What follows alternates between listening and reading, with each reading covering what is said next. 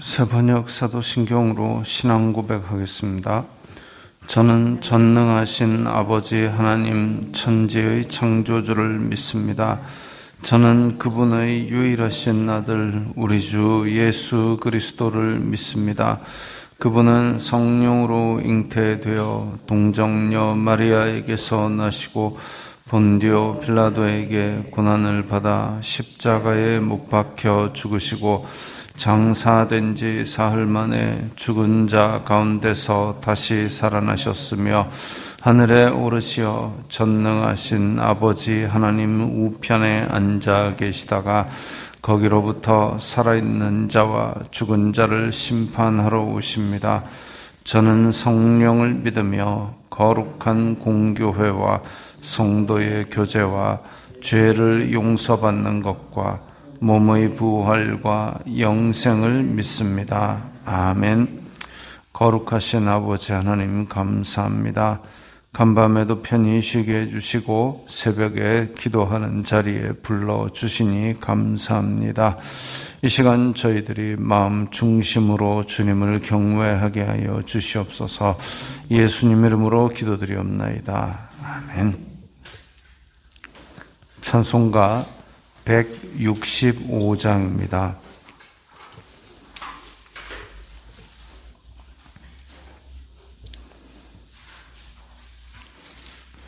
찬송가 165장입니다.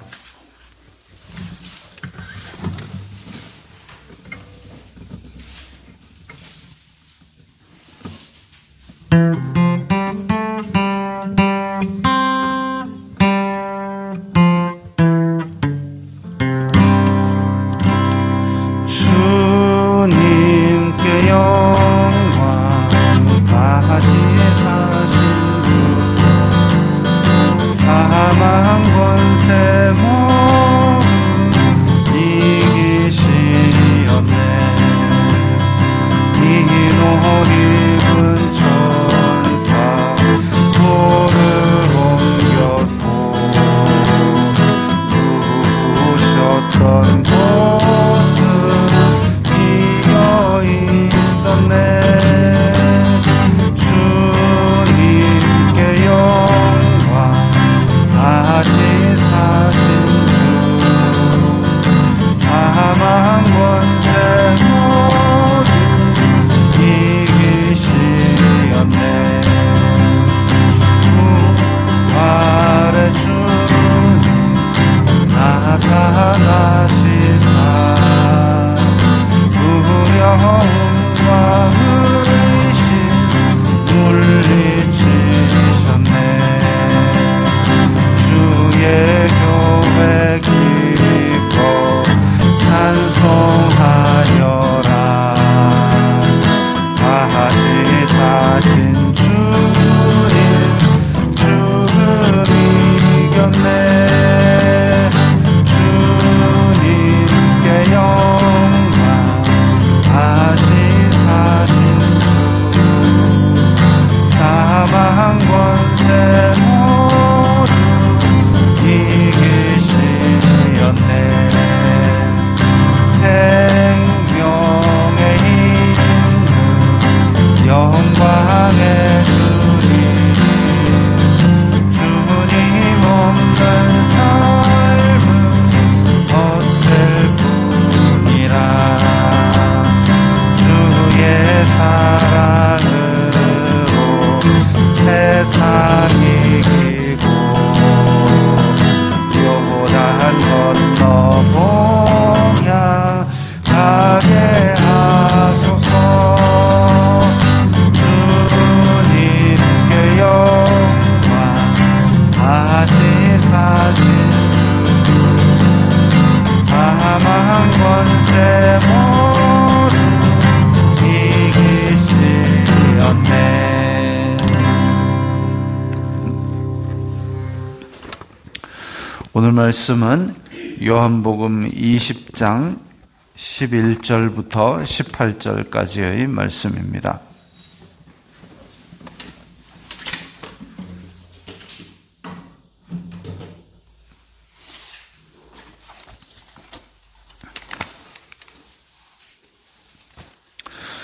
요한복음 20장 11절부터 18절까지의 말씀 함께 읽겠습니다. 마리아는 무덤 밖에 서서 울고 있더니 울면서 구부려 무덤 안을 들여다보니 흰옷 입은 두 천사가 예수님의 시체 뉘었던 곳에 하나는 머리편에 하나는 발편에 앉았더라. 천사들이 이르되 여자여 어찌하여 우느냐. 이르되 사람들이 내 주님을 옮겨다가 어디 두었는지 내가 알지 못함이니이다. 이 말을 하고 뒤로 돌이켜 예수님께서 서 계신 것을 보았으나 예수님이신 줄을 알지 못하더라. 예수님께서 이르시되 여자여 어찌하여 울며 누구를 찾느냐 하시니 마리아는 그가 동산지기인 줄 알고 이르되 주여 당신이 옮겼거든 어디 두었는지 내게 이르소서. 그리하면 내가 가져가리이다. 예수님께서 마리아야 하시거늘 마리아가 돌이켜 히브리 말로 라보니 하니 이는 선생님이라는 말이라. 예수님께서 이르시되 나를 붙들지 말라. 내가 아직 아버지께로 올라가지 아니하였노라. 너는 내 형제들에게 가서 이르되 내가 내 아버지 곧 너희 아버지 내 하나님 곧 너희 하나님께로 올라간다 하라 하시니 막달라 마리아가 가서 제자들에게 내가 주님을 보았다 하고 또 주님께서 자기에게 이렇게 말씀하셨다 이르니라. 아멘.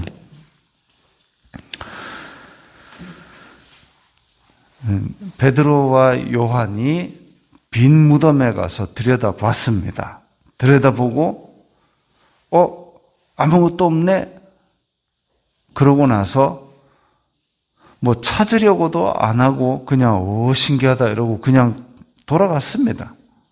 그런데 마리아는 울면서 곁에 서 있었습니다. 울면서 무덤 곁에 서서 자리를 떠나지를 못하는 거죠. 그러다가 다시 들여다보니까 흰옷 입은 두 천사가 그 안에 있고 천사들이 어찌하여 우느냐. 그런데 13절에 보니까 마리아가 뭐라고 얘기하냐면 막달라 마리아가 내 주님을 사람들이 어디다 옮겼는지 모르겠습니다. 사람들이 옮긴 줄 알고 아직 부활은 믿지도 못하고 상상도 못하고 있죠. 분명히 11장에서 나사로가 다시 살아난 것도 봤습니다.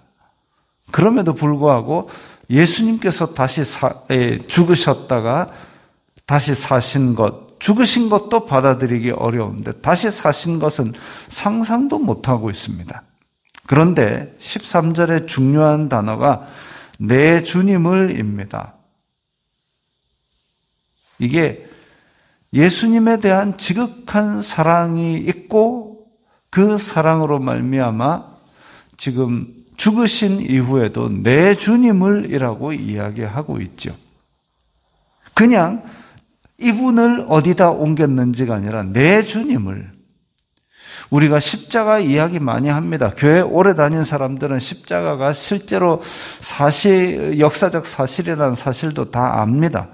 그리고 부활하셨다는 것도 성경에서 그런가 보다라고 그냥 다들 생각하고 있습니다. 십자가가 역사적 사실이고 부활이 역사적 사실이고 그걸 아는 게 중요한 게 아니죠. 그 사건이 제3자의 눈으로 그런 사건이 있었다더라라는 것은 우리에게 아무런 의미가 없습니다. 그 사건이 일어났다라는 거기서 지나지 말고 내 주님이라고 하였듯이 그 십자가가 나를 구원하기 위한 십자가였다. 그 부활이 나에게 새로운 생명을 주시기 위한 부활이었다. 내 십자가와 내 부활로 받아들이지 않으면 아무런 소용이 없습니다. 이 막달라 마리아는 일단 내 주님이라고 이야기하고 있습니다. 예수님이 내 주님입니다. 살았든 죽었든 그분은 내 주님입니다. 그런데 이 말을 하고 뒤로 돌이켜 예수님께서 서 계신 걸 봤는데 예수님이신 줄은 알지 못했다. 부활하신 예수님께서 몇 번을 이렇게 제자들에게 나타내신 모습 속에서 예수님인 줄 모르는 장면들이 복음서에 기록되어 있습니다. 얼핏 봤는데, 울면서 얼핏 봤는데 예수님인 줄은 알지 못했다. 또 엠마오로 가는 두 제자가 예수님과 같이 걸어갔는데도 불구하고 예수님인 줄 알지 못했다. 그런데 엠마오로 가는 두 제자는 그날 저녁에 같이 떡을 뗄 때에 예수님께서 눈을 밝히사 그들이 알아보았다 그랬습니다.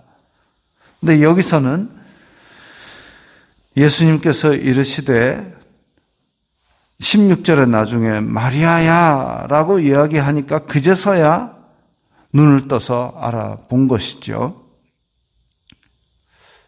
이 말씀을 두고 우리나라의 어떤 듣도 보도 못한 잡이단 중에 하나는 예수님께서 부활하실 때에 여자의 몸으로 부활하셨기 때문에 사람들이 알아보지를 못했다라고 이야기를 합니다.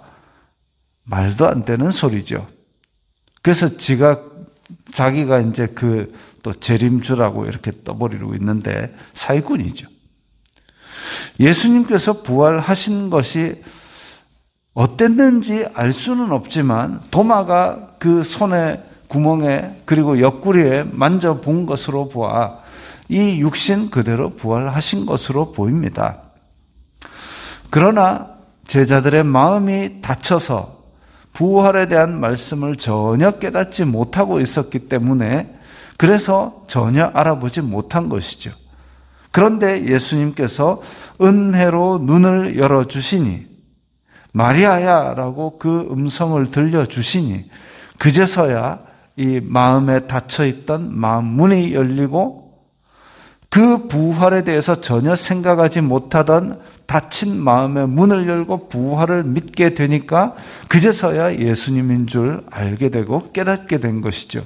다시 말하면 예수님께서 말씀하셨던 내가 살아나리라 라는 그 말씀이 이제 내 말씀으로 들어온 겁니다. 그런 역사가 필요하죠. 성경책이 두껍고 아무리 잘 번역된 성경이 있고 집에 성경이 50권을 쌓아놓았어도 그것이 내 말씀이 아니라면 아무런 소용이 없습니다.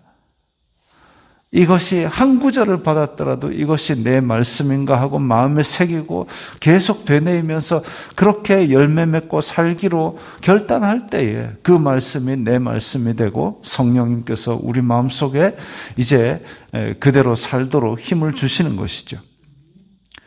13절에 마리아가 내 주님을 옮겨다가 내 주님이라고 고백한 그 뒤에는 뭐가 있느냐? 15절 끝에 보면 동산지기인 줄 알고 당신이 옮겼으면 어디에 두었는지 나한테 얘기하세요. 내가 가져가겠습니다. 단지 내 주님이라고 말만 하는 것이 아니라 내가 책임지겠습니다. 내가 대가를 지불하겠습니다. 그게 열매죠. 그게 믿음이죠. 대신 내가 값을 치르겠다. 내가 수고하겠다. 이게 믿음입니다. 세례 요한이 요단강에서 세례를 베풀면서 회개하라 천국에 가까이 왔다 하고 막 이야기를 했을 때에 그때에 많은 사람들이 세례 요한에게 나와서 회개하고 세례를 받을 때에 내가 어찌할꼬? 군인들이 나와서 어찌할꼬? 세리가 나와서 어찌할꼬? 어떻게 할까를 물었습니다. 삶의 방향을 바꾸겠다는 거죠. 믿음에 합당한 열매를 맺겠다 이거죠. 막달라 마리아도 내 주님이라고 말한 그 말에서 그치지 아니하고 내가 가져가리이다. 내가 책임지겠습니다. 내가 수고하겠습니다. 내가 대가를 치르겠습니다. 주님을 위한 삶의 대가를 치르겠다라는 고백을 하고 있습니다. 우리는 믿음을 어쩌면 너무 쉽게 말로만 하고 있는지도 모릅니다. 믿음은 쉬운 일이나 믿음으로 살아가는 일은 날마다 십자가를 지는 일입니다. 십자가를 지는 건 수고지요. 어쩌면 다른 사람들의 외면과 조롱을 받아야 되는 그런 길일 수도 있습니다. 외로운 길이고 어려운 길이고, 믿음의 선배들은 그 길을 꿋꿋이 견디고 나아갔습니다. 그게 우리가 따를 길이죠. 그리고 궁극적으로는 따를 예수님의 모습입니다. 믿음으로 인하여 내 주님으로, 내 십자가로, 내 부활로 받아들일 테니까 제가 책임지겠습니다. 제가 수고하겠습니다. 제가 대가를 치르겠습니다. 그런 사람에게 하나님께서 그 삶에 대한 인정을 하시는 거죠. 얘가 사람들 앞에서 인정하느냐? 나도 너를 인정하겠다. 말세에 믿는 자를 보겠느냐? 청함을 입은 자는 많으나 택함을 입은 자는 적다. 왜 적을까요? 믿습니다, 믿습니다 말은 많이 하는데 그것에 대한 책임을 지지 않기 때문입니다. 삶의 열매, 회개에 합당한 열매를 맺는 것이 필요하죠. 그런 사람에게 예수님께서 마리아야 이름을 불러주십니다. 내 양은 내 음성을 알고 내가 이름을 불러서 내 처소에 드린다 그랬습니다. 18절에 이제 마리아가 부활의 증인이 됩니다. 마리아가 가서 제자들에게 내가 주님을 보았다. 이게 그냥 여기 이렇게 기록해 놓으니까 너무 삭막한데요. 마리아가 가서 제자들에게 내가 주를 보았다 하고 또 주님께서 자기에게 이렇게 말씀하셨다 이르니 이게 아니죠. 지금 마리아의 가슴이 지금 터질라 그럴 겁니다. 부활하신 주님을 만났거든요. 이 벅찬 감격으로 정말 젠걸음으로 숙소까지 달려가서, 왜냐하면 지금 아직 새벽인데, 그래서 어쩌면 아직도 자고 있을지 모르는 이 사람들에게 문을 열고 들어갔습니다. 그리고 문을 다시 닫고 그 안에서 내가 주님을 만났어. 이 말을 그냥 내가 주님을 만났어 이렇게 하지는 않았을 거예요. 왜냐하면 이 부활이 내 부활이기 때문에. 내가 책임지겠다고 시체를 달라고 그랬는데 예수님께서 나 여기 있다. 이걸 만났으니까 얼마나 지금 터져나가겠습니까?